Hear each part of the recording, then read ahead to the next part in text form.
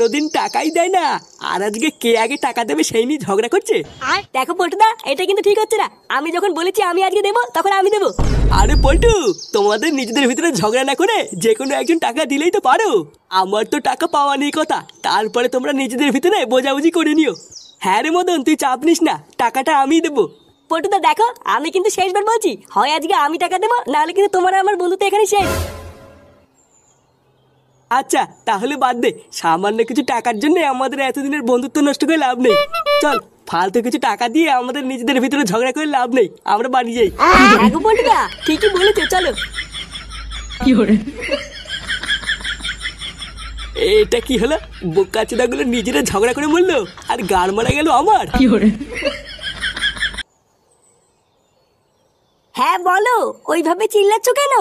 দাদু, আমার আইসক্রিম এনেছো? আরে দাদু ভাই, তোমাকে আমি একটা নয় এবার 10টা আইসক্রিম কিনে দেবো। হ্যাঁ গো, এইসব কি বলছো? 10টা আইসক্রিম কিনে দেবে মানে? তুমি কি লটারি মটারি পেয়েছো নাকি? আরে গিন্নি, লটারি তো পেয়েছি গো। আমাদের ছেলে ফুটো শহর থেকে টাকা পাঠিয়েছে গো। কি বলছো গো? সত্যি আমার ছেলে ফুটো টাকা পাঠিয়েছে?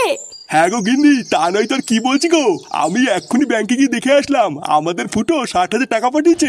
দেখেছো তো, আমি তোমাকে বলেছিলাম না আমাদের ফুটো অকর্মা না। রাগের মাথায় তুমি ওকে কত কিছুই না বলেছো, এখন দেখেছো তো। খুব বড় ভুল করে ফেলেছি গো গিন্নি। সেই দিনকে যদি আমি ওকে ওইভাবে না বলতাম, তাহলে আজকেও আমাদের ছেলে আমাদের কাছেই থাকতো। কি হয়েছে? 100 টাকা? হ্যাঁ, ওই পোল্ট্রি ল্যাংচারা না সবাই পিকনিক করছে, জানো বা আমিও করবো। চোরের বাচ্চাগুলো, তোরা আমাকে কি পেয়েছিস না কি বলতো? বাড়া, আমি কি টাকার গাছ লাগিয়েছি নাকি? হ্যাঁ, সারা আদ্দামরা ছেলে, আর কতদিন বাপের টাকা ঘরে বসে বসে গিলবি? চোরের বাচ্চা, এত কিস্তি মারি তাও তো লজ্জা নেই, সে আমার গাড় ভেঙে খাবি। তোর জায়গায় অন্য কোনো ছেলে হলে না এতদিনে লজ্জায় লাইনে মাথা দিয়ে মরতো। সারা শেখো মানে ঘরে বসে বসে 3 বেলা খাওয়ার সাথে সাথে লজ্জা ঘিরে মাথা খেয়ে বসে আছে। ভগবান জানে কি পাপ করেছিলাম আর কি পাপ করে তোর মতন একটা ছেলেকে জন্ম দিয়েছিলাম। কিরে, এখনো কপালের উপর দাঁড়িয়ে আছিস কেন? বেরো এখান থেকে। যত সব বালছালগুলো এসেও জোটে আমার কপালে। পিন্নি, ভাবছি আমাদের হয়তো এবার ভালো সময় চলে এসেছে। তুমি দেখো, আমাদের আর কোনো কষ্ট থাকবে না, আর 5 জনের মতন আমরাও মাথা উঁচু করে বাঁচবো। হ্যাঁ গো, তুমি ঠিকই বলেছো। যাও গিন্নি, তুমি গিয়ে উনুনটা ধরাও, আমি এক্ষুনি বাজার থেকে সবার জন্য কিছু নতুন জামা প্যান্ট আর একটু মাংস কিনে নিয়ে আসছি।